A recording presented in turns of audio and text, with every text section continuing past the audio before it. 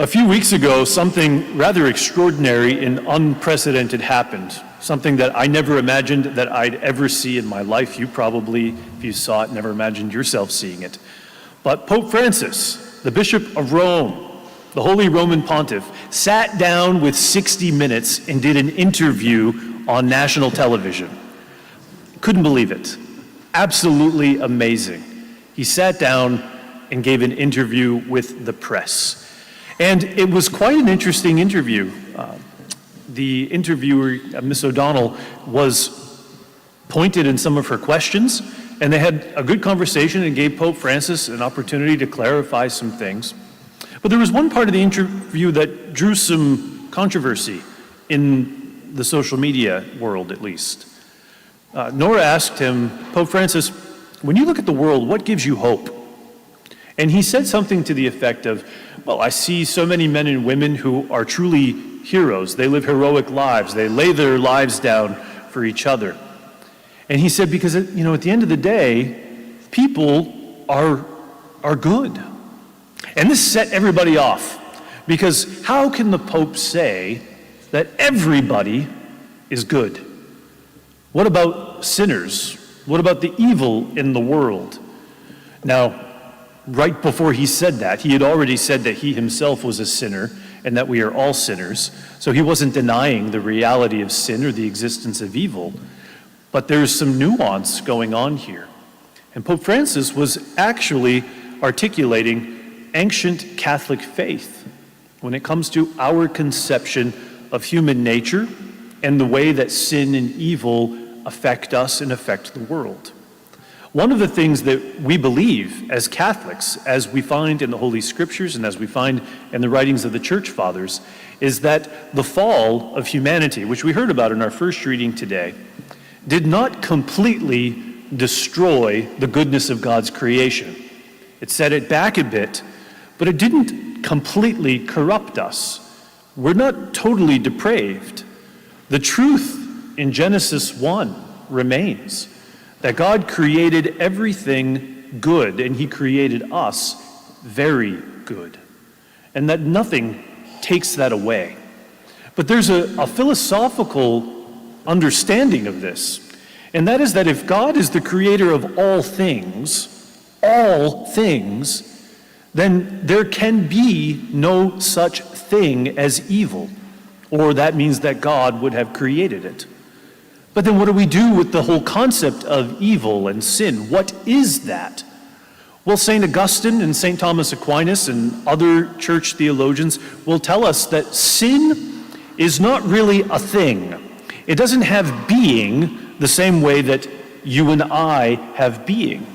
In fact, sin is kind of like qualified non-being. It doesn't really exist in and of itself. It only exists as an experience in contradistinction to what is good. St. Augustine calls this the privatio boni, the privation of good. Sin is the privation of good. And St. Augustine really looked at this as a spectrum, where over here you have goodness itself, God. And everything that God creates emanates from him. It's not a part of him, but it comes from him. And he creates them good. But with free will, you and I can choose to either turn and be in conformity with the good or move more and more away from it. And this is what we call the continuum of sin. But at no point is there a transformation in the nature of the human being. We are still fundamentally good. We are just moving away from what we actually are. And this is where the problem of sin comes into the world. Now, a good analogy for this, one that we can grasp pretty easily, is the relationship between light and darkness. What is darkness? It's nothing. Darkness doesn't exist. We experience it, and it can really cause havoc in our lives. It can scare us, and it can get us into trouble. But I can't bag up darkness and put it someplace, because it is not a thing. What is real is light. Light, photons, those are real. That's real. And when we bring light into darkness, our experience of the darkness changes. And my friends, this is what we believe about grace. That in God's grace, he brings light into our experience of darkness. Now, he's not doing battle with a actual substantial evil. He is bringing goodness where goodness has gone astray. And he gives each of us the free will to be in conformity with that. And insofar as we are not, we are going to continue to experience darkness, perhaps everlasting darkness, as we heard in our gospel today. But the reality remains the same. At the end of the day, we are fundamentally good. And with God's grace, we can become more good, more and more good. And this is true not just in terms of moral evil, right, which is sin, but it's true of natural evil as well. When we look into the world, what do we see? We find sickness, we find disease, we find corruption in some of the natural realities that we have. We find children who are underfed or undereducated. And what do we do with this? Well, Jesus tells us that we are the salt of the earth and the light of the world. And by participating with his grace, we can bring light into all of this. This is what happens in the sacraments that put us back onto the path of light. Through the Eucharist, through confession, through the other sacraments, light just infuses us, grace infuses us. And that darkness that we experience is chased away.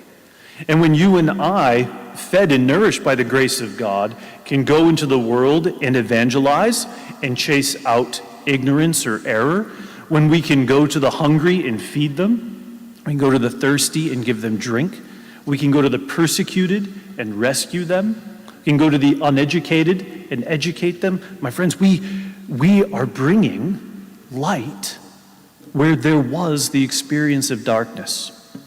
But at the end of the day, the only thing that is really real is God's grace. And you and I get to be ambassadors of this. I think that's just a beautiful thing, and it helps our Catholic theology to be very rich. And while we do focus on sin, and while we do our best to avoid it and to overcome it, we don't obsess over it. Because in the grand scheme of things, God's grace is so much more interesting because it alone is real.